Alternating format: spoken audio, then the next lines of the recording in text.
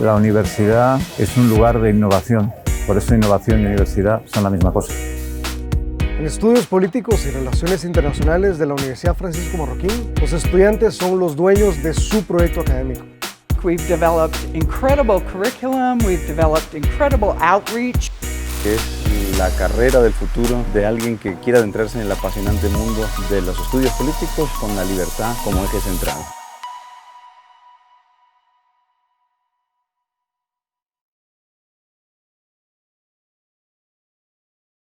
Buenas a todos, bienvenidos a un nuevo día de este seminario interuniversitario organizado por el Centro para el Análisis de las Decisiones Públicas y el Instituto de Estudios Políticos y Relaciones Internacionales de la Universidad Francisco Marroquín. Ayer abrimos este interuniversitario poco habitual, este primer interuniversitario virtual, llamado Batalla Cultural y Defensa de la Libertad en Tiempos de Crisis. Mi nombre es Eduardo Fernández Duña, soy profesor en el Instituto de Estudios Políticos y Relaciones Internacionales de la Universidad Francisco Marroquín. Y bueno, es un placer estar coordinando este segundo día.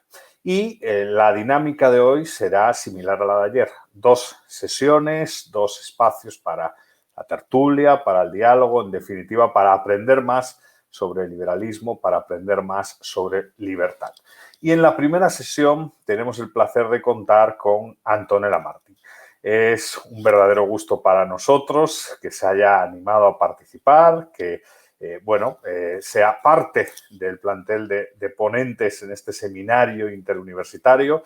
No necesita presentación, pero voy a decir unas breves líneas de Antonella, ¿no? Antonella es una politóloga internacionalista argentina. En la actualidad es directora asociada del Centro para América Latina de Atlas Network y lleva muchos años, diría yo, ya en la batalla de la libertad, en la defensa de la libertad, no solo en su país, Argentina, sino también en el resto del espacio iberoamericano, ¿no? Ha publicado 3 libros: La dictadura intelectual populista, lo que todo revolucionario del siglo XXI tiene que saber sobre sus hipocresías, enriquecimientos, fracasos, mentiras y otras cosas. Y el último, Capitalismo, un antídoto contra la pobreza. Hoy Antonella pues hará una presentación que yo creo que lleva un título muy sugerente, ¿no? ¿Qué deberíamos entender por una actitud liberal? Ya tuve el placer de coincidir este año en la LibertyCon con Antonella, organizada por Students for Liberty en Madrid. Y bueno, es un verdadero placer volver a coincidir en este espacio. Antonella, bienvenida. Muchas gracias por animarte a participar y a cooperar con el Centro para el Análisis de las Decisiones Públicas de CADEP, de la Universidad Francisco Marroquín. Y como se suele decir, el espacio es tuyo, Antonella. Muchas gracias. Buenas tardes, Eduardo. Buenas tardes también para todos los que nos están viendo hoy en vivo. Y bueno, un especial agradecimiento a la Universidad Francisco Marroquín, que es, la verdad, uno la siente como casa, ¿no? Así que muchas gracias por esta invitación y espero también poder volver pronto allí a Guatemala una vez que se reinicien los viajes y todas estas restricciones, ¿no? Y límites que estamos viendo con esta pandemia, esta crisis del COVID-19. A ver, para empezar con la conversación del día de hoy, el seminario de estos días se titula Batalla Cultural y Defensa de la Libertad en Tiempos de Crisis. Y a mí me gustaría empezar por el término de batalla cultural, Edu, un concepto al que, digamos, le he estado poniendo el ojo atentamente y sobre el que también he reflexionado bastante. Y déjenme decirles que, a ver, yo no creo de fondo en ese concepto de la batalla cultural. Un concepto al que, digamos, vuelvo a insistir, le he estado haciendo estudio este último tiempo y no creo que ese concepto de batalla cultural sea lo que realmente se expone que es, ¿no? Más bien creo que es un recurso que se utiliza, que se usa muchas veces de una manera bastante tergiversada, déjame decir, y a lo que voy es que si hay una batalla, ¿no? Si existe una batalla, quiere decir que hay 2 bandos, ¿no? En esto, quiere decir que hay 2 polos, supone que hay de esta manera 2 culturas que luchan o que lucharían por imponerse, ¿no? Esto lo explica muy bien el queridísimo amigo también de la casa, el profesor Ricardo Rojas, una persona que estimo muchísimo y del que aprendo mucho. A lo que voy con esto es que la batalla cultural, yo creo que hoy se está dando entre ideologías autoritarias, ¿no? Entre la izquierda y entre la derecha. Es decir, la cultura, si uno lo piensa en términos de orden espontáneo, como deberíamos pensarla, solamente se desarrolla de manera espontánea y necesita libertad para que eso pase, ¿no? Por lo tanto, creo que la expresión y el concepto de batalla cultural es en sí una gran contradicción, ¿no? La cultura la desarrollan las personas de forma voluntaria, de forma libre, y termina evolucionando, como bien sabemos, a partir de cientos y billones de decisiones individuales, ¿no? Digamos que es ese orden espontáneo del que mucho hablamos los liberales. Sobre este tema, vuelvo a insistir, recomiendo mucho el artículo del profesor Rojas, que se titula Una postilla sobre la batalla cultural, que es un artículo muy clarificador, porque, vuelvo a insistir, la expresión de la batalla cultural es muy utilizada en estos tiempos y se populariza en su momento, por supuesto, a través del trabajo gramsciano, ¿no? De este personaje Antonio Gramsci sobre la superestructura. Pero, digamos, el concepto como tal es una contradicción en términos a mi manera de concebirlo, ¿no? Las culturas evolucionan, crecen, se desarrollan, como bien decíamos recién, cuando las personas pueden sintetizar valores en maneras nuevas, ¿no? Con discusiones abiertas, en una sociedad libre y, fundamentalmente, sin coacción, ¿no? Entonces, esto bien lo explica Ricardo Rojas cuando nos dice cómo el uso de términos bélicos o de términos militares para hacer referencia a la evolución de la cultura es algo totalmente incorrecto, ¿no? La cultura no se desarrolla combatiendo a los que piensan distintos, como muchos de la izquierda y de la derecha, los socialistas, los nacionalistas, los populistas, quieren o buscan hacer, ¿no? Entonces, eso por un lado, y tampoco se desarrolla combatiendo a los que tienen otros valores distintos a los valores de uno, ¿no? Entonces, para ir cerrando este aspecto de la idea de la batalla cultural, yo creo que esa batalla cultural es precisamente la pelea entre dos expresiones del mismo estatismo que intenta de alguna forma imponerse, y esto es algo que lo vemos en un fenómeno, creo, bastante iberoamericano hoy en día, ¿no? Fijémonos que para Antonio Gramsci la batalla cultural tenía que ser iniciada a partir y a través de la izquierda como un método para vencer esos paradigmas de la derecha, ¿no? Pero hoy también, digamos, es una lucha o una batalla que invoca por su parte la derecha, ¿no? Por imponer también sus propios paradigmas. Hay dos expresiones de estatismo que pelean por imponer sus propios modelos o sus propios valores sobre los demás y sobre las demás personas. Ahora, acá también el profesor Rojas tiene un aspecto muy importante, y déjenme citarlos, quiero leerle un aspecto de esto que me parece importantísimo. Él dice que en realidad hay una batalla defensiva, ¿no? Que es la que ha distinguido al liberalismo, que a lo largo de la historia, el liberalismo no ha intentado imponer culturas, sino permitir el desarrollo de la verdadera cultura, que es el producto de la interacción libre y voluntaria. ¿A qué me dirige todo esto? Bueno, el título de la ponencia de hoy, también sugerido por los organizadores, y también un título que me parece fascinante y muy importante para traer a la coyuntura de nuestro continente, ¿no? Y del mundo, me atrevería a decir. Y se titula ¿Qué deberíamos entender por una actitud liberal? Y acá yo quiero hacer una distinción que creo también importante, y es que el liberalismo no entra en ese juego de izquierda y derecha. O sea, el liberalismo no se ubica ahí. Tanto la izquierda como la derecha son estatistas. Esto es algo que lo vemos hoy en estos fenómenos, en esta coyuntura política internacional. Digamos, en el ejemplo, tenemos varios ejemplos, el ejemplo de las elecciones norteamericanas, lo que estamos viendo hoy en día, el caso de España, con partidos socialistas por un extremo y partidos de derecha en el otro extremo, con esa ala conservadora y bastante estatista, por cierto, como lo es Vox, que luego hablaré sobre estos casos puntuales, pero quiero hacer hincapié y énfasis en este concepto, ¿no? Y yo creo que hay que empezar a diferenciar al liberalismo del conservadurismo. Hay que estudiarlo históricamente y dejar de creer en estrechar esas relaciones políticas con personas que no comparten en lo más mínimo, ¿no? Las ideas y la base o la columna vertebral de lo que representa la libertad. Hoy vemos a muchos periodistas, muchos políticos, muchas personas que utilizan el título de liberal o que se dicen liberales, entre comillas, o libertarios, entre comillas, también cuando les sirve, pero luego buscan imponer una agenda moral, una agenda religiosa, de estatismo emocional, de estatismo moral, y muchas veces de estatismo económico también, ¿no? Porque ese también es otro aspecto, como el aumento de los impuestos, el aumento del gasto público, el fomento del sindicalismo, el aumento de la deuda, entre otras tantas cosas en términos económicos. Y esto en referencia, por supuesto, a los casos políticos de coyuntura que mencioné hace un rato y sobre los que después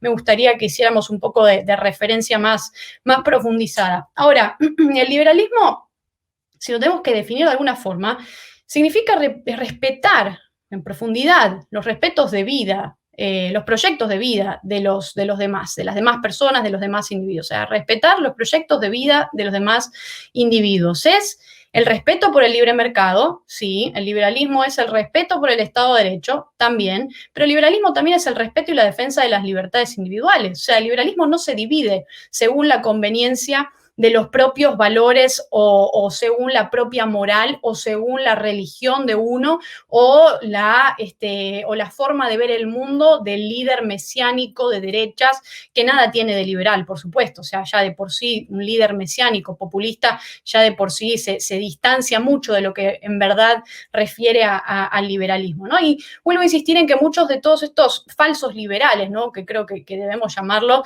que en realidad son conservadores, nacionalistas, de derechas, llaman lobbies a las libertades individuales. Creo que esto tiene que preocuparnos, Edu, y eso yo creo que es una falta de respeto absoluta hacia la libertad del liberalismo. Esto lo hablamos incluso en Madrid, cuando nos vimos, ahí recién mencionabas, cuando nos vimos en marzo en la Conferencia de Estudiantes por la Libertad, lo hablábamos bien en ese panel con Juan Carlos Hidalgo, ¿no?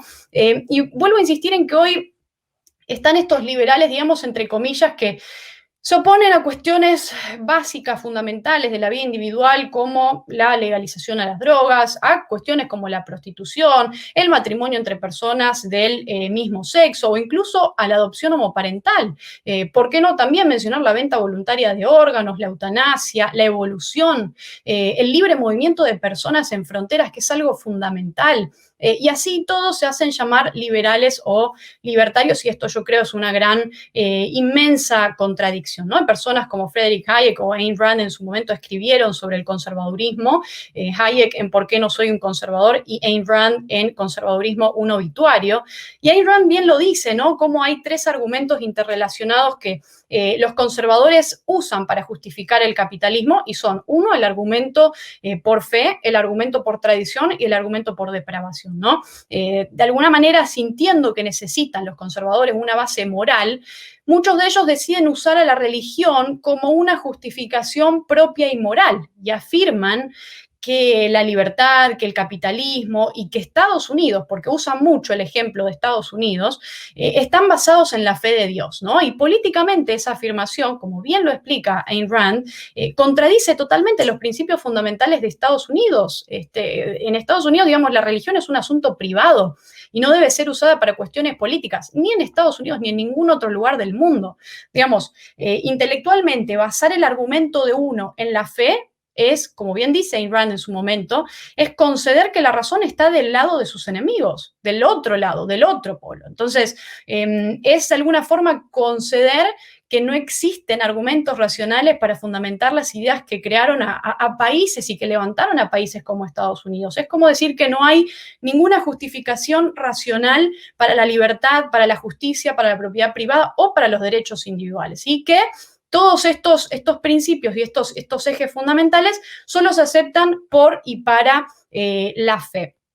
De hecho, a mí también me parece inconcebible que figuras como las de Margaret Thatcher, por ejemplo, sean adoptadas por el conservadurismo más rancio, ¿no? Cuando ella, de hecho, se opuso a los conservadores para alcanzar la libertad económica, y además no nos olvidemos, o sea, Thatcher votó por la despenalización del aborto, votó por la descriminalización de la homosexualidad, que se consideraba un crimen, ¿no? Un crimen por el cual Alan Turing se termina suicidando, ¿no? Este gran héroe de la Segunda Guerra Mundial.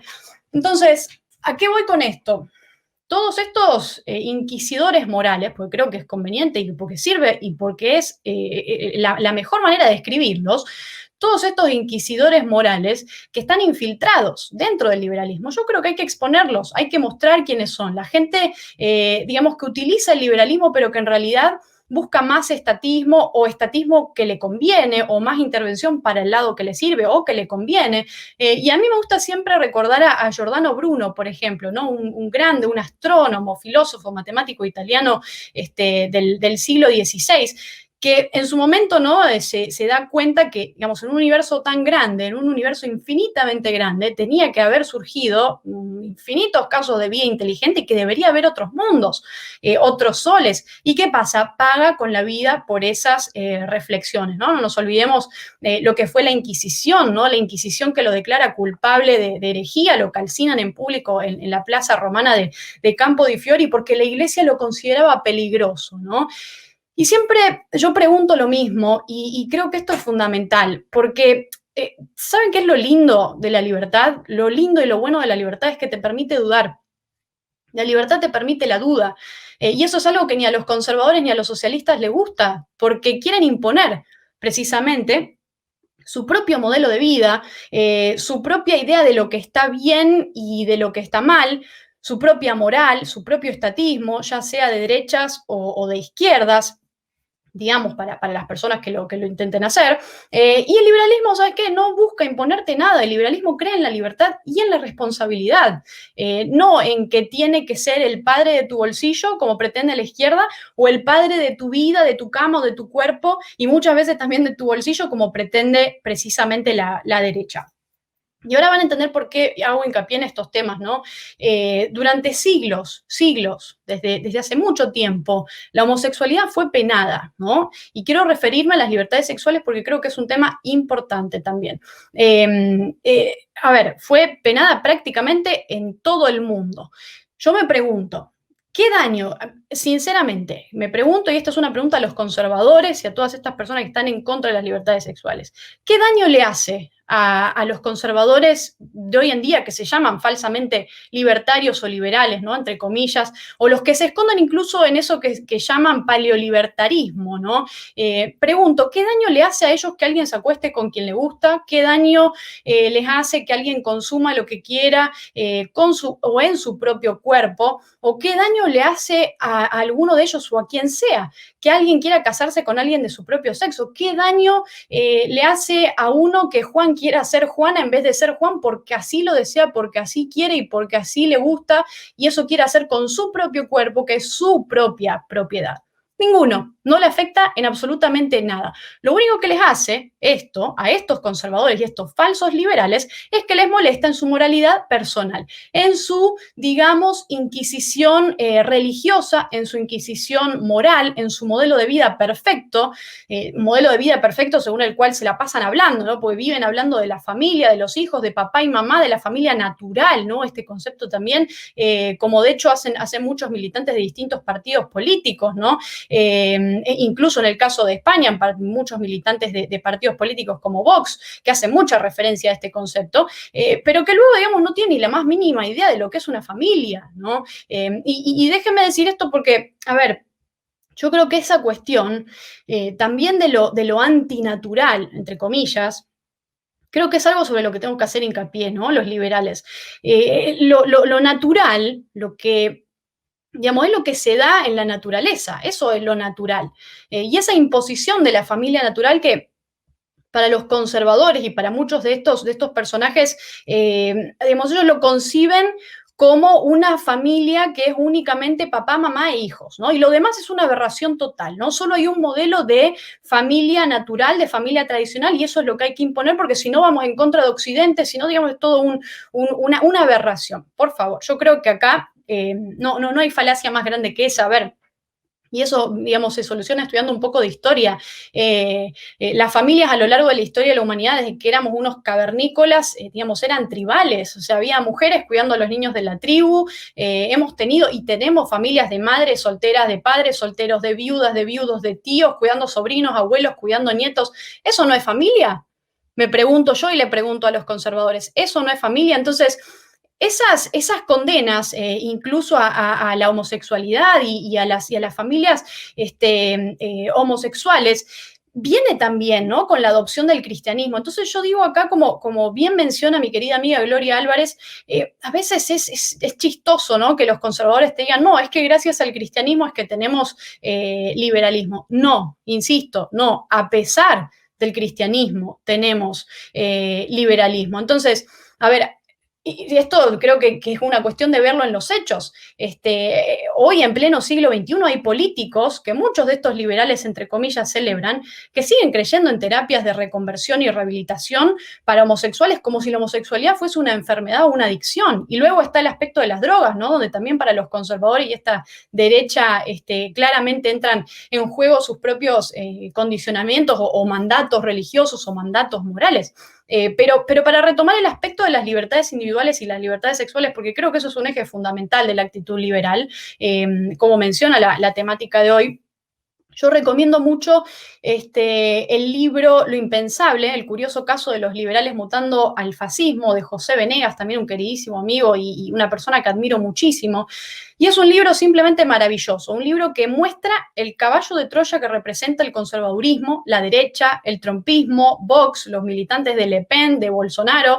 Digamos, hay colectivismos de derecha, hay una derecha disfrazada de liberal, eso es innegable. Y José Venegas dedica un capítulo muy interesante incluso a este personaje Hans Hermann Hoppe, este colectivista de derechas, ¿no?, a quien, quien él mismo se titula y se llama el verdadero libertario, porque esa es otra, ¿no?, el auténtico liberal, el verdadero libertario, y a la vez sostiene todo lo opuesto a lo que la tradición libertaria significa, y tiene ese documento, ese escrito sagrado, fundacional de estos paleolibertarios, que se titula A Realistic Libertarianism, y que es claramente como la Biblia, ¿no?, de estos paleolibertarios. Como bien dice José, está la dieta paleo por un lado y está este otro producto, pero paleolibertarios, ¿no?, que sostienen que lo que no se ajusta a su modelo de revista de los años 50 es marxismo cultural. Entonces vos pensás, sos marxista cultural, ¿no?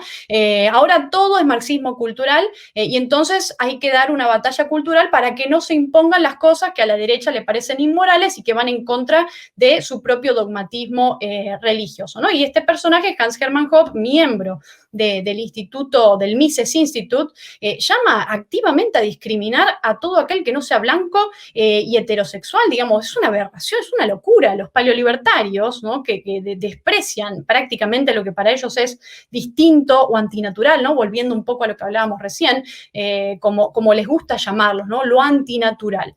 Y todo esto es un disparate, ¿no? Pero además es un disparate que viene disfrazado de liberalismo verdadero a través y mediante ese apelativo de liberalismo paleo, ¿no? Y al liberalismo, digamos, le interesa la igualdad ante la ley, en la que Hoppe descree completa y totalmente. Ahora, como bien lo explica José Venegas, en este libro fantástico, espectacular, que lo recomiendo mucho, se puede conseguir en Amazon, adquieren estos personajes esta forma falsa de liberalismo para proteger, de alguna forma, todos sus prejuicios, ¿no? Ese paleoliberalismo es claramente un falso liberalismo. Es el temor al cambio de la sociedad, que no es para nada propio de los liberales, ¿no? Para nada. Digamos, esto, quien haya estudiado liberalismo, quien sepa liberalismo, lo entenderá bien.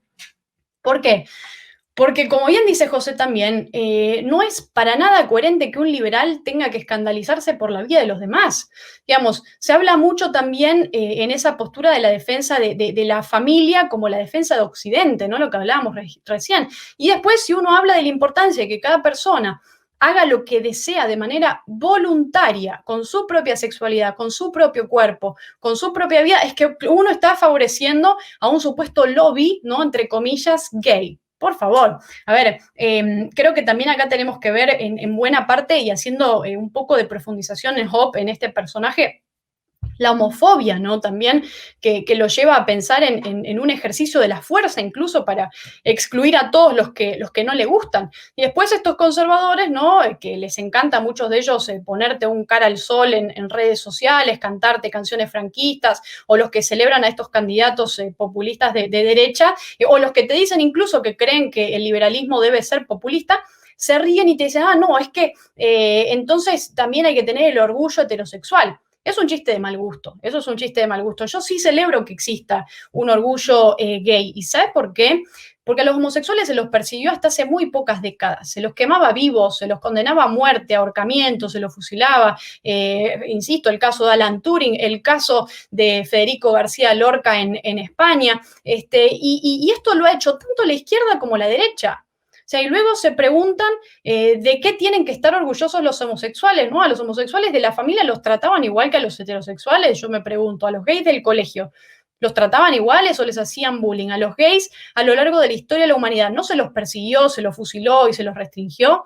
Digamos, acá hay toda una inquisición moral y creo que estos conservadores que imponen precisamente ese estatismo emocional, terminan siendo, como bien lo menciona mi querido amigo José Venegas, son los constructores de los closets, ¿no? A lo largo de la historia. La iglesia y los fanáticos son un gran aparato de represión sexual canalizada hacia ciertos objetivos políticos. Yo creo que esto es algo que tenemos que prestarle mucha atención.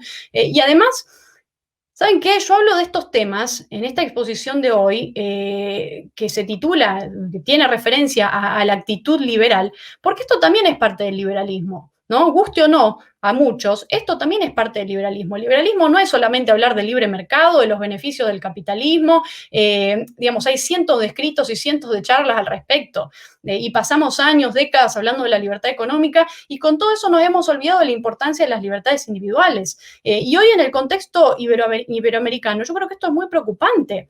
A ver, Trump, Bolsonaro, Vox, Le Pen, son todos antiliberalismos nacionalistas que buscan legitimidades externas al Estado de Derecho liberal. O sea, empezando por Trump, si queremos analizarlo en términos de coyuntura, ¿no? Porque también en el seminario se tocan temas de coyuntura y de actualidad. Donald Trump es un nacionalista. Digamos, y que yo critique a Donald Trump no significa que le haga el juego o que me guste Joe Biden. O sea, digamos, es esta idea de que es A o B y si no, bueno, sos marxista cultural, o sos esto o sos lo otro, ¿no?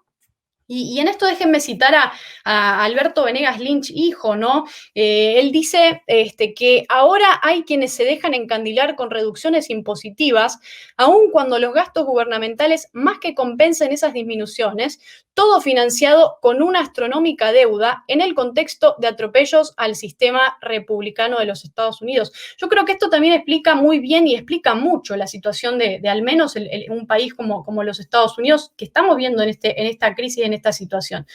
Digamos, Donald Trump tiene modales impropios de un presidente norteamericano. Sus ofensas, las guerras comerciales, los aranceles, el gasto público, el aumento de la deuda, compañeros de fórmula incluso de él que creen que hay que utilizar fondos de la gente para financiar terapias de reconversión. Eso por un lado. Luego tenemos la xenofobia, el racismo, el nacionalismo, el odio hacia el Estado de Derecho, ¿no? Diciendo que incluso de perder las elecciones no entregaría el poder, la manera de detestar el florecimiento de la cultura, el odio hacia los inmigrantes, cómo ha tratado a los mexicanos, a los latinos, como si fuéramos, digamos, la peor basura del continente. Ha dicho incluso que de México llega lo peor, desde México a Estados Unidos. Pero no, ojo, porque Trump es liberal porque está en contra de Nicolás Maduro y es anticomunista. Claro, a ver, un anticomunista que legitima la dinastía de los Kim en Corea del Norte, un anticomunista fiel amigo de los rusos. Vamos, Trump ni siquiera le extiende un permiso de residencia a los venezolanos o a los nicaragüenses a sabiendas, ¿no? Incluso de lo que representan las dictaduras de Maduro y Ortega. Pero así y todo, tantos periodistas y políticos venezolanos fieles a la sociedad conservadora se babean y enloquecen, ¿no? Cuando aparece Donald Trump hablando. Y después, por otro lado, ya para ir cerrando, porque quise también traer temas de coyuntura a colación, ¿no? Me pareció importante. Después tenemos a personajes como Bolsonaro, que también es uno de los grandes líderes de estos personajes conservadores nacionalistas falsos liberales, ¿no? Que usan al liberalismo y al ser libertario y prostituyen el mensaje liberal a su gusto, ¿no? Pero tenemos a personajes como Bolsonaro, ¿no? Que prometen y tienen promesas liberales y que después, como lo hemos visto, digamos, para no perder el voto de la élite del servicio civil y militar, abandonan toda esa supuesta agenda, ¿no? Y que incluso están en contra de un montón de temas que refieren a las libertades sexuales de las que estábamos hablando recién, pero abandona toda esa agenda y no recorta ni un solo privilegio, ¿no? En términos de reforma provisional, lo mismo, ni siquiera entregó todavía una reforma administrativa de reestructuración estatal, prometió privatizar todas las empresas estatales, con excepción de algunas, como Petrobras, la Caja Económica o el Banco de Brasil, pero hizo todo lo contrario. Incluso fíjate que la televisión estatal, creada bajo el gobierno de Lula, que prometió terminar, Bolsonaro, decidió quedársela y la convirtió en televisión oficial de su gobierno. Entonces, eso por un lado. Lo mismo pasó con la oficina de correos, que está en huelga desde hace semanas, Paulo Guedes, que también presentó una reforma tributaria que aumenta los impuestos. Y ¿saben qué? Este año Bolsonaro aumentó su popularidad en Brasil a partir del llamado Plan Renda Brasil, ¿no? Que es una medida de bienestar, ¿no? Que le gusta a estos personajes populistas, incluso mayor que la Bolsa Familia del gobierno de Lula da Silva. Ahora también creó el billete de 200 reales, luego interviene la Policía Federal, porque esa es otra, en términos de Estado de Derecho también. Interviene la Policía Federal y su gobierno está en colaboración con el STF, ¿no? El Supremo Tribunal Federal, para extinguir el operativo Lava Jato, ¿no? El mismo que detuvo a Lula. ¿Todo para qué? Para proteger a su hijo, a los cercanos, ¿no? Investigados por corrupción. No nos olvidemos, el juez Sergio Moro, que era su ministro, salió del gobierno denunciando que ahí adentro hay un esquema, digamos, de parte de Jair Bolsonaro para interferir la Policía Federal. Entonces, ¿estos son los líderes liberales? Me pregunto yo. Y por último, a Vox, ¿no? Un partido político que de España, ¿no? Que muchos conocerán, que bien se ha definido, ¿no? Como un movimiento social y patriótico, un partido repleto también de esta homofobia, al estar en contra de la homosexualidad, presentándola como algo antinatural, y esto lo han dicho y lo han hecho muchos funcionarios y representantes de Vox. Lo he escuchado, he visto videos, y hay videos disponibles en YouTube para quienes quieran escucharlo y saber qué piensan. Y además un partido que cree en aumentar el poder sindical, un partido como Vox que dice que quiere subir los impuestos a las grandes corporaciones, partidos como Vox que proponen un programa de regadío para 5 millones de personas. Digamos, este partido que dice oponerse a aspectos como, por ejemplo, el aumento de impuestos, pero que después uno los ve en Madrid rechazando la bajada de impuestos y tienen un inconfundible, digamos, traje proteccionista y nacionalista de industria nacional. Esto es clarísimo, de esta idea de vivir con lo nuestro, del encierro, algo que los latinoamericanos bien sabemos que no funciona y que no sirve. Y bueno, partidarios, digamos, de sociedades cerradas, hostiles a la competencia, hostiles ante la influencia extranjera. Y como bien lo ha dicho el español Juan Ramón Rayo, el colectivismo de derechas también es una amenaza para la libertad. Vox es, como él bien lo describe, como bien Juan Ramón Rayo lo describe, una mezcla de colectivismo nacionalista, jacobinismo administrativo, conservadurismo estatizador y dirigismo económico, ¿no? A ver, simplemente si queremos ver las 100 medidas para la España viva, ¿no? Que es el programa también económico, ahí vamos a ver que Vox antepone el nacionalismo, el conservadurismo y el dirigismo ante cualquier otra cuestión. Y la realidad de esto, ya para ir cerrando, y si quieren hacemos apertura para preguntas y para discusión de estos temas, la verdad que no, nada de todo eso es liberalismo. Y yo quería dejar expuestas estas ideas porque siempre que hablamos de cuál debe ser la actitud liberal, nos quedamos en la economía, nos quedamos en el libre mercado, nos quedamos en la propiedad privada, nos quedamos en el Estado de Derecho. Sí, el liberalismo es todo eso, pero eso es una parte de la actitud liberal. El liberalismo también es el respeto a las libertades individuales. Así que quería traer a colación estos aspectos y esta temática, y ahora, si quieren, ya podemos hacer apertura a preguntas o como lo tengan ustedes diagramados en la jornada. Muchas gracias. Muy bien, Antonella, muchas gracias por la presentación, que ha sido polémica y que en el fondo ha generado bastante debate, tanto en redes, que tenemos unas preguntas, bueno, hay 4 preguntas hasta el momento, pero seguro van creciendo más, como entre el público, ¿no?, que está en la sala. Estoy aquí en el chat, digamos, de profesores de la UFM y estamos en un debate acalorado, porque definitivamente este es el debate, ¿no? Independientemente quizás de la batalla, aunque hay un comentario en relación a eso de José Fernández que hablaremos luego, pero quizás un primer debate, y creo que es un debate necesario, es ver la transversalidad de las ideas liberales. ¿Qué opinas alrededor de la transversalidad de las ideas liberales? Algunos piensan que el liberalismo es una especie de ideal normativo, un deber ser que guía la acción o que debe de guiar la acción de aquellos que se comprometen con las ideas liberales y que, en definitiva, lo ideal es que las ideas liberales fuesen transversales a todas las organizaciones políticas con objeto de desplazar, digamos, esas ideas de la libertad pues, y hacerlas mayoritarias, ¿no? Desplazar la ventana de Overton hacia el liberalismo, esa sería la idea, ¿no? Intentar que el sistema de creencias de la gente, de los individuos, fuese más liberal. ¿Crees que eso es posible? ¿Crees que el liberalismo no tiene que a lo mejor tener un partido político propio y que en definitiva lo que tiene que ser es un movimiento que en mayor o menor medida sea transversal a todos los movimientos, incluidos movimientos populistas? Porque algo que es muy interesante sobre el populismo, aunque bueno, has mostrado tu posición frente al paleoconservadurismo, ¿no? Pero bueno, algunos autores paleoconservadores, estoy pensando por ejemplo en Murray Newton Rothbard, escribía en el año 92 un texto que básicamente lo que decía es, aquí de lo que se trata es de ser transversal, ¿no? Y en cuanto al populismo, utilizar no un régimen, no construir un régimen populista ni nada similar, pero sí utilizar a lo mejor una retórica populista para, en cierto sentido, agitar el avispero y, en cierto sentido, llevar ese sistema de creencias hacia la libertad. ¿Qué opinas al respecto, Antonella?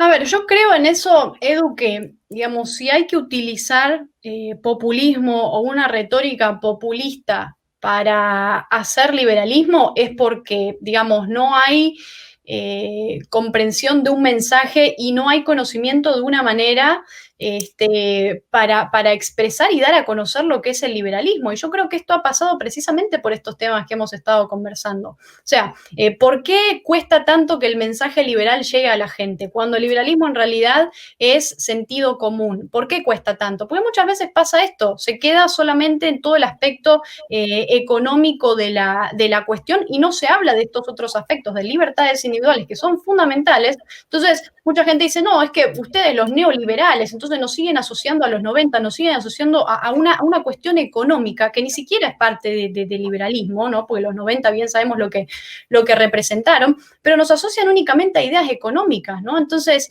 cuando el liberalismo en realidad es mucho más allá de eso, el liberalismo va mucho más allá del aspecto económico. Ahí fui tomando un poco nota sobre estos temas que ibas mencionando, y yo he escuchado muchas veces esto de decir que, digamos, el liberalismo tiene que ser populista o que hay que hacer populismo desde el liberalismo. Digamos, eso también es no tener un conocimiento absolutamente nada de lo que es la aplicación del liberalismo a la práctica, ¿no? Una vez que vos empezás a aplicar herramientas y características del populismo para un gobierno o dentro de un partido político o para una administración o para lo que sea, ya, digamos, deja de haber liberalismo, ¿no? Porque son cuestiones totalmente incompatibles a mi manera de parecer y a mi manera de ver este aspecto central, ¿no? Partiendo de la idea de un líder mesiánico, un líder al que hay que rendirle, digamos, alabanzas y al que hay que adorar y al que no se lo puede criticar siquiera, ya sea de derechas o ya sea de izquierdas, digamos. Fijémonos, o sea, los países que hoy son más cercanos al liberalismo o a las ideas de las libertades, ahí, digamos, prácticamente nadie sabe ni quién lo preside, ni quién está en el gobierno, ni lo que pasa. Digo, yo creo que este es un gran problema que tenemos en América Latina, porque vos fijate que nosotros, y esto pasa mucho en Argentina, ¿no? O sea, uno está en Argentina y prendés la televisión, te despertás, lo primero que haces es prender la televisión o ver los diarios o ver Twitter y ver qué pasa o informarte porque querés saber cuál es la medida que hoy va a tomar el gobierno para ir en contra de tu vida y de tu programa y de tu proyecto a corto, mediano y largo plazo. Entonces, un buen gobierno, digamos, es el que no nos dice y no nos marca la agenda de cómo va a ser nuestra vida vida, ya sea en el plano económico, en el político o en el de los derechos individuales. Ahora, volviendo un poco acá a las notas, yo creo que, volviendo a esto que mencionabas al principio, yo creo que el liberalismo no te dice qué es lo correcto, pues eso pasa muchas veces, ¿no? Donde te dicen, no, es que el liberalismo te dice lo correcto, el liberalismo te dice lo que está bien y lo que está no. O sea, el liberalismo no te marca una manera de vivir tu vida, el liberalismo no te dice qué tenés que hacer vos con tu vida, con tu cuerpo, sino que te plantea esto que Deidre McCloskey, esta gran economista norteamericana, explica muy bien, y es que yo puedo mover mis manos hasta donde está tu nariz. O sea, es básicamente eso. O sea, uno puede hacer lo que quiera con su vida y con su propio cuerpo, mientras no pase los límites, digamos, de respetar los derechos y las libertades de los demás.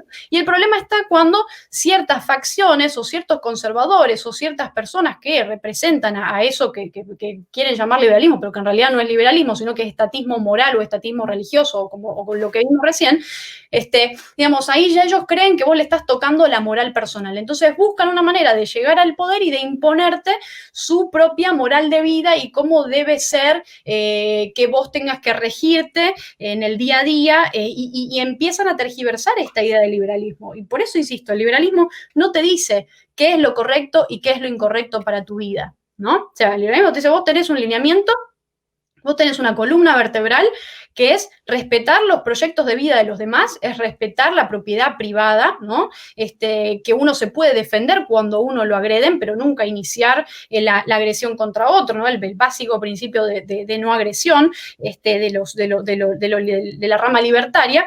Y más allá de eso, digamos, llega hasta ahí, ¿no? Yo creo que eso es la base puntual de esto. El liberalismo no te dice a vos cómo tenés que vivir y cómo no, qué tenés que hacer con tu vida y qué no. Y volviendo a la pregunta que hacías también sobre este aspecto de los partidos políticos, si tiene que haber un partido político liberal o no.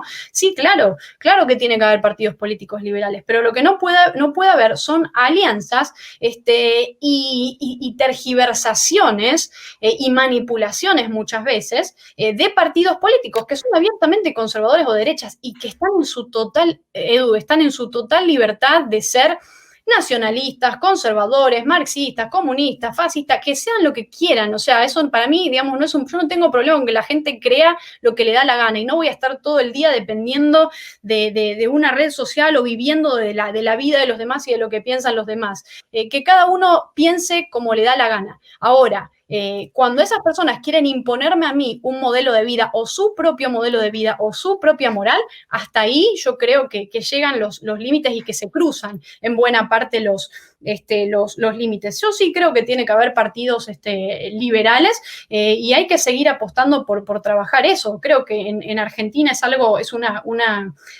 una conversación que se está dando hoy en día. Hay muchos partidos que están empezando a florecer, yo creo también gracias a un auge de las ideas de la libertad, que creo que uno también lo puede ver en distintos países de América Latina, pero creo importante esto, que no se confundan las posiciones políticas. Y esto no es liberalómetro, esto es simplemente que si son conservadores, se llamen conservadores. Si son nacionalistas, que se llamen nacionalistas. Que no tengan miedo en hacerlo. Si quieren ser de Vox, que sean de Vox, pero que no se digan liberales o libertarios. Y lo mismo con las personas que creen y que defienden abiertamente los programas y el modelo que representa Bolsonaro, o Le Pen en Francia, o Donald Trump, digamos. Defínanse abiertamente trumpistas, pero no me vengan a decir que yo, digamos, soy marxista cultural o todos esos inventos de calificativos que utilizan, y que si yo no estoy a favor de Donald Trump, entonces que estoy a favor de Biden o que estoy a favor de esto o que soy marxista cultural. Digamos, esas son todas unos paraguas para ellos ampararse en algo que les duele mucho. Y es que uno quiera vivir su vida de la manera en la que uno cree conveniente y la manera en la que uno le guste, sin regirse bajo la moral de ellos mismos, ¿no? O bajo el modelo o el modo de vida que tienen ellos mismos y que buscan muchas veces imponer a través del Estado, vuelvo a insistir, porque esa es otra. Sí. Este para mí es el gran debate que hay a día de hoy, ¿no? Esa diferencia entre liberalismo, conservadurismo, si hay áreas grises o no. Bueno, pero vamos a pasar a las preguntas del público porque hay un montón de preguntas y de comentarios, y no sé si nos dará tiempo a tocarlas todas, pero bueno, la idea es intentar tocarlas todas, por lo menos, ¿no? El profesor Will Ogilvy, que es un profesor del Instituto de Estudios Políticos y Relaciones Internacionales, bueno, en primer lugar, cosa que es de agradecer, dice: felicitaciones, Eduardo y Antonella, un placer este debate y escucharos y tal. Y la pregunta que dice es bastante larga, voy a intentar leer todo. ¿No tiene el liberalismo sus propios valores que debe imponer, aunque sea de una manera, entre comillas, blanda? La tolerancia, el respeto a las ideas de los demás, el libre mercado, la dignidad de la vida humana, etcétera. ¿No ha sido el fracaso en hacer esto, en conseguir esto, podríamos decir, lo que ha hecho que triunfe el colectivismo? Esta sería una primera pregunta y voy a pasar a más preguntas porque por las redes también hay muchas. Hay un comentario de José Fernández que dice: en una batalla pueden existir varios ejércitos y además si la batalla es librada para, no sé, dice José Fernández, defender la propiedad privada, ¿sería muy válido o no? ¿Qué opinas al respecto? Y si quieres, Antonella, puedo ir como de dos en dos porque hay bastantes comentarios y nos quedan 15 minutos. Ok. A ver, sobre la primera pregunta, yo creo que liberalismo e imponer dentro de una misma frase, esas dos palabras me chocan mucho y me hacen mucho ruido, ¿no? Y creo que distan mucho de representar lo que es el liberalismo. Todos esos aspectos de los que hablaban en la pregunta son aspectos voluntarios, o sea, ninguna de todas esas cosas se impone, ¿no? El libre mercado, o sea, son todas cuestiones que rigen y que se rigen a partir de interacciones voluntarias entre individuos, ¿no? Entre personas que creen que esa cooperación le va a servir a uno y que no es tampoco un juego de suma cero. Ese es un aspecto fundamental, digamos, liberalismo e imponer no son cosas que van, digamos, para nada de la mano. Yo creo que eso es totalmente un argumento que carga mucho colectivismo, esto de imponer valores. Yo creo que si hay que imponer valores, digamos, ahí se está yendo a un aspecto que refiere mucho más a un sistema, a un gobierno dictatorial que a una idea de liberalismo, porque el liberalismo lo que menos hace, digamos, es imponer, ¿no?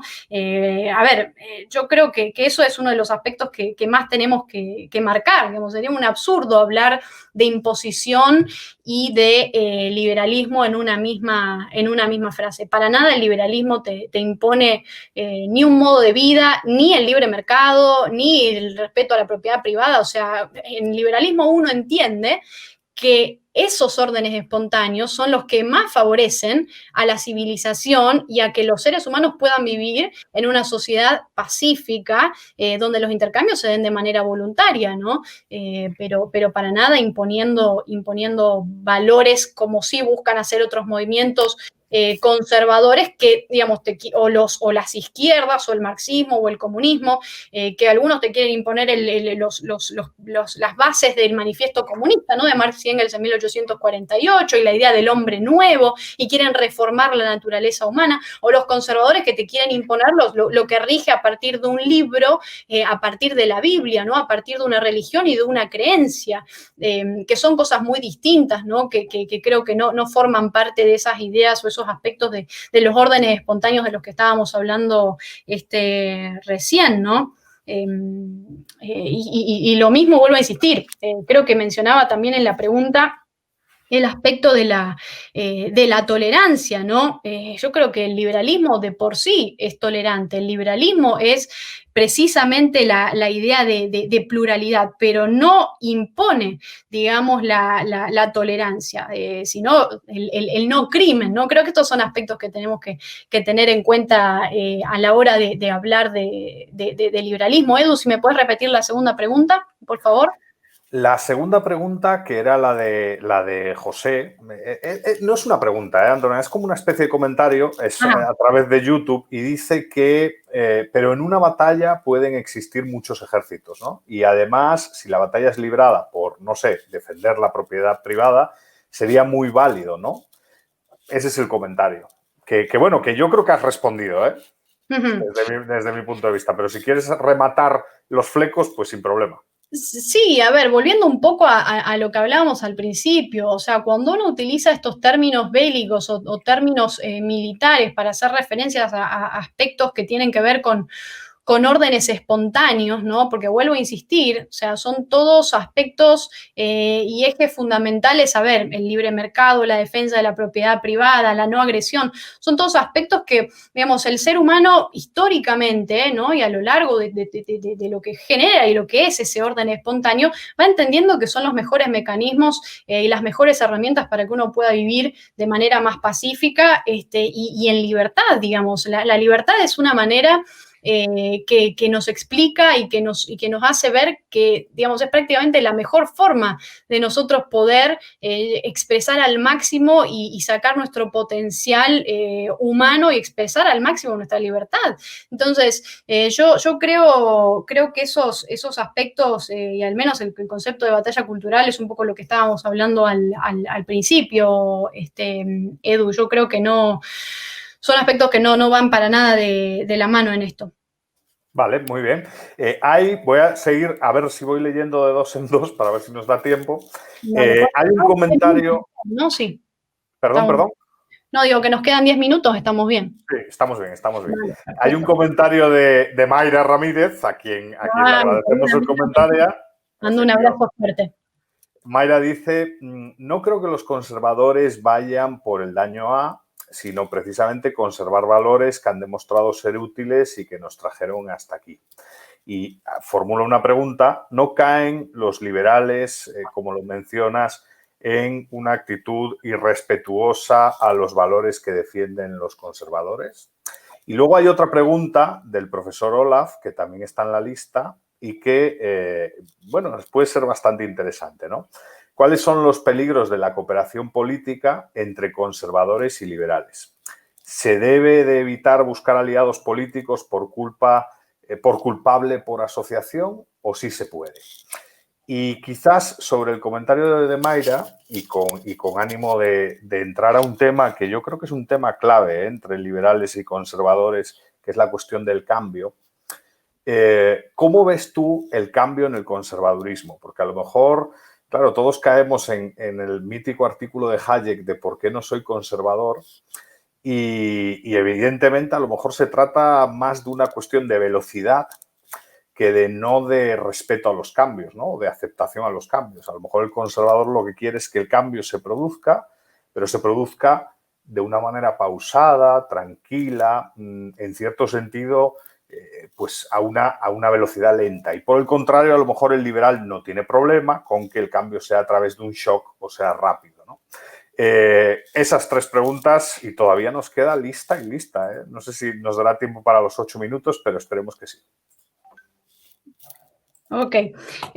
A ver, sobre este aspecto de conservar valores, ¿no? Y del cambio que bien mencionabas recién, cuando hablamos de un cambio pausado o de un cambio tranquilo, o cuando, digamos, utilizamos ciertos adjetivos, ¿no? A la hora de hablar de ese cambio o de qué es lo que hay que cambiar o lo que no hay que cambiar o lo que queremos que siga permaneciendo o que siga conservándose, ¿no? En una sociedad, digamos, son todas valoraciones, digamos, puntuales, ¿no? De un movimiento o de personas que se definen conservadoras o que tienen esta tendencia de derechas, que vuelvo a insistir, lo siguen rigiendo en base a su propia idea del cambio que está bien o el cambio que está mal, o en el tiempo que está bien o en el tiempo que está mal. Entonces, yo creo que en esto van totalmente en contra precisamente de ese eje fundamental que para los liberales es crucial, que es el orden espontáneo, ¿no? Por eso el recurso de utilizar la herramienta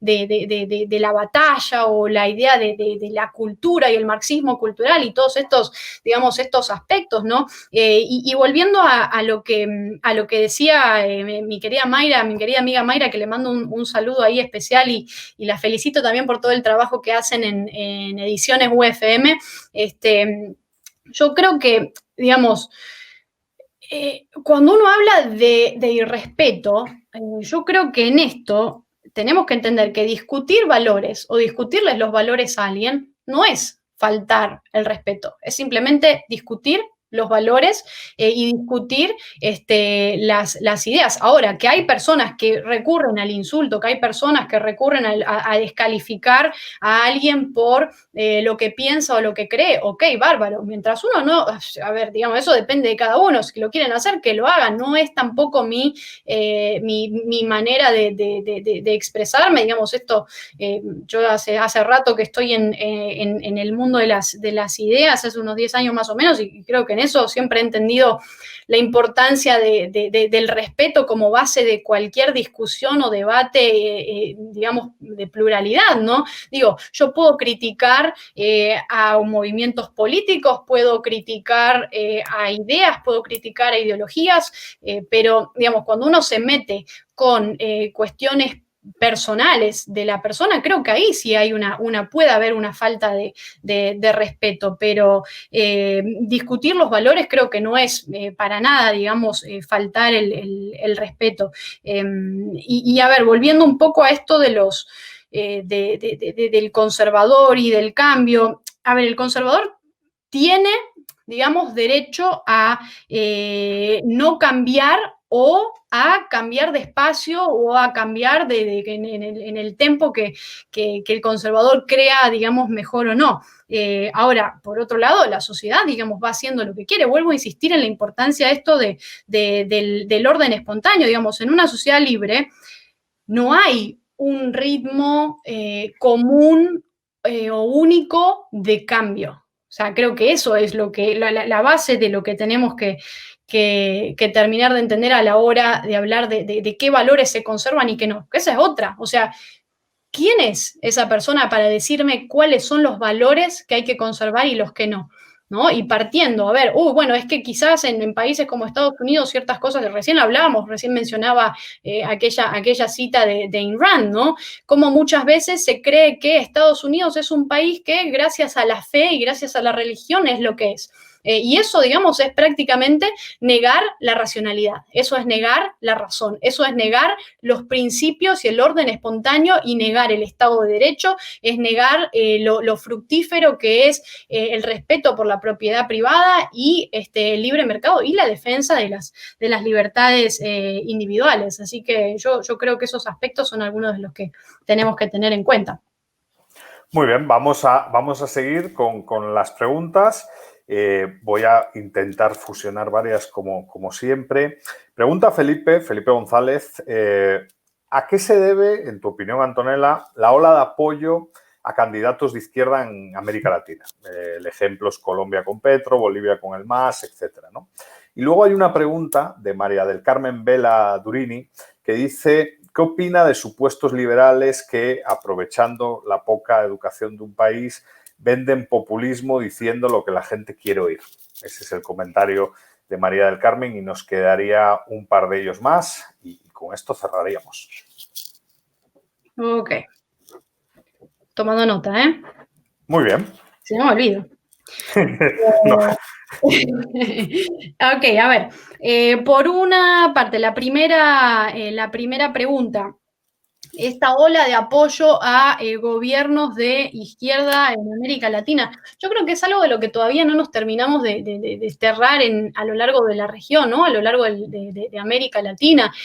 Y esto es algo que a mí me preocupa mucho, al menos en el caso argentino y en distintos países que hoy día siguen sumergidos en estas olas populistas de izquierda, donde vemos que incluso la coyuntura y la crisis del COVID-19 le ha servido como un anillo, digamos, que le calza perfecto a todos estos mandatarios populistas que quieren y que usan, ¿no? al COVID-19, a un virus, como su manera de justificar el avance sobre las libertades económicas o las libertades individuales, ¿no? Con tantas restricciones, algo que estamos viendo, bueno, en Argentina ahora tenemos a Gendarmería que está persiguiendo a la gente que compra dólares, ¿no? Decimos una locura, lo que se está haciendo, y este año precisamente, Edu, yo creo que hemos visto una ingeniería social, la implementación de un nivel de ingeniería social a lo largo de Argentina y de América Latina que es realmente preocupante, ¿no? Y yo creo que si esta ola se da, a ver, es en buena parte porque todavía hay una mentalidad de personas que creen en esa dependencia de papá Estado, ¿no? Es algo bastante básico, algo de lo que solemos hablar siempre, pero seguir creyendo que el Estado tiene que proveer, que el Estado tiene que darte, digamos, ahora estamos con todo un tema en Argentina por la toma de terrenos, entonces se está proponiendo que a los que toman las tierras, para desincentivarlo a que hagan eso, se les va a dar 50.000 pesos por mes, digamos, a lo largo de 6 meses, para que no lo hagan. Entonces se premia a los criminales. O sea, seguimos premiando a los criminales y mientras tanto tenés al laburante, al trabajador argentino, al empresario, al emprendedor, al que tiene un negocio, al que quiere sacar su vida adelante, su negocio adelante, que el Estado argentino le está cayendo, digamos, a impuestos, a regulaciones, a limitaciones. Entonces, es una maquinaria totalmente perversa, ¿no?, que se ha gestado y que creo que en buena parte también depende, como siempre lo decimos, ¿no?, desde toda esa maquinaria que surge desde Cuba, ¿no?, un país con el que no digamos, ha estado ahí haciendo lo que quiere desde hace 60 años, ¿no? Entonces, yo creo que esas son las cosas y los aspectos que al menos tenemos que preguntarnos. Y ahora, a ver, liberales que venden populismo diciendo lo que la gente quiere oír. Bueno, a mí me gustaría que ahí nos diga quiénes son estos liberales o al menos saber qué son las cosas que dicen estas personas, porque quizás así lo podemos analizar un poquito mejor o podemos saber de quiénes están hablando, ¿no? Pero vuelvo a insistir, creo que acá los que siguen haciendo mucho populismo son los que siguen aferrados a estos, o los que se aferran, ¿no?, a estos movimientos nacionalistas para nada liberales, como bien decía en la pregunta, liberales entre comillas, y que creen en hacer populismo a través del Estado, ¿no?, a través de la economía, ¿no?, como vemos con esta idea del falso liberalismo, digamos, de que el Estado esté en tu vida, de que el Estado esté en tus proyectos personales, de que el Estado esté también en tu bolsillo, el Estado esté también constantemente en la frontera diciéndote quién está capacitado o quién no para entrar al país. Yo creo que ahí hay muchos aspectos, al menos, que tenemos que empezar a replantearnos, ¿no?, y entender que, vuelvo a insistir con el tema de la migración, porque es algo que también se utiliza mucho por parte de todos estos movimientos nacionalistas y populistas. Hay que analizar el fenómeno de la migración. ¿Por qué se da la migración? O sea, la migración es algo que hace florecer la cultura, que ayuda al florecimiento de la cultura, al desarrollo de las sociedades abiertas. Y todos estos países, al menos en nuestro continente, o sea, se desarrollan en buena parte en base precisamente a eso, ¿no? Y escapando siempre a regímenes y a sistemas absolutistas, totalitarios, que, digamos, vuelven a insistir en ese estatismo desde la perspectiva, desde la interna que sea, y escapan, ¿no? Escapan del estatismo para buscar la libertad y sociedades más libres. Entonces, yo creo que eso es uno de los aspectos fundamentales que tenemos que empezar a entender, ¿no? Y bueno, esperamos que la pregunta sea un poco más concisa para saber de quiénes están hablando. Muy bien, te voy a dar 2 minutos porque quiero comentarte que hay un comentario aquí de admiración que voy a leer y una pregunta de José Villacinda, ¿no? José Villacinda dice, pero estamos como fuera de tiempo ya, pero bueno, no quería dejar de... ¿Cuál consideras que será la evolución de las ideologías políticas en un mediano y largo plazo? ¿Crees que la izquierda y la derecha quedarán obsoletas? Y Amílcar Iván Moratalla dice que qué importante que dentro del liberalismo, además de las libertades económicas, se hable también de libertades individuales o civiles. Mi total admiración a Antonella Martí, un saludo. Así que, Antonella, si quieres comentar lo de José y obviamente lo de Amílcar. Gracias por el segundo comentario. Y sobre la primera pregunta, a ver, yo creo que eso también, vuelvo a insistir, forma parte de un orden espontáneo. Yo no sé qué es lo que va a pasar con las ideologías políticas en el mediano o en el largo plazo, ¿no? Creo que eso también dependerá de qué tanta defensa se le haga a las ideas de la libertad, de la república, la defensa de las libertades económicas, políticas e individuales como una totalidad.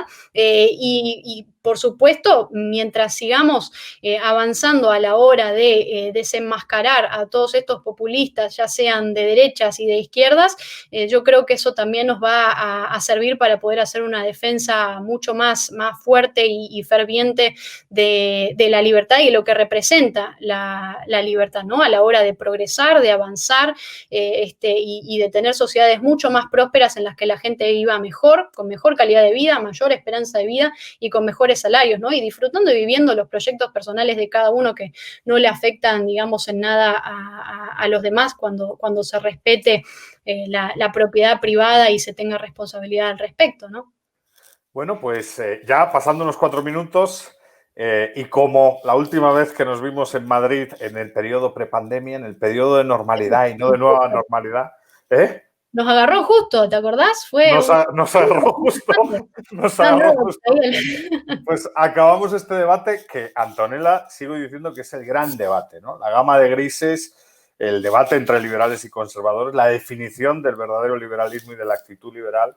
Y bueno, como bien dices, la actitud también civilizada a la hora de discutir académica y ordenadamente sobre esta cuestión, ¿no? Que sin duda es muy importante para los jóvenes, para poner en orden las ideas.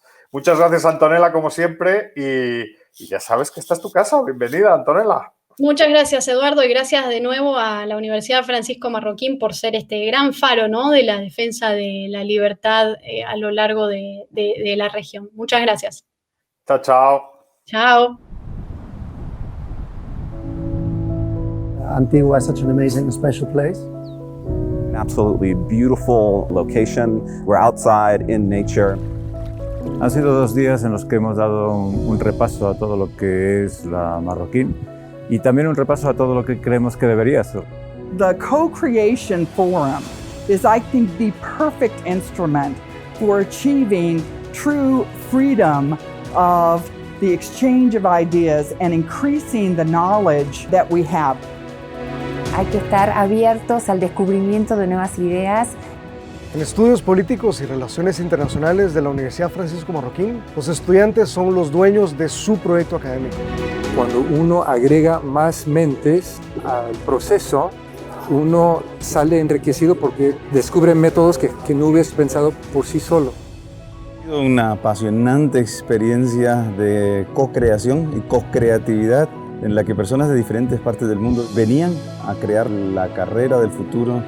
67 participantes pensando en el futuro de EPRI. It's a really interesting opportunity to engage with people in a sort of bottom-up way, to ask and try to provide some answers to important questions about education and society. My expectations were actually superseded by reality, that the reality actually worked a lot better. La universidad es un lugar de innovación. En cuanto deja de ser un lugar de innovación, deja de ser universidad. Por eso innovación y universidad son la misma cosa. This event is putting Francisco Marroquín and the networks of scholars in Guatemala, students and scholars, on the international map. The future is very bright for EPRI and very bright for UFM.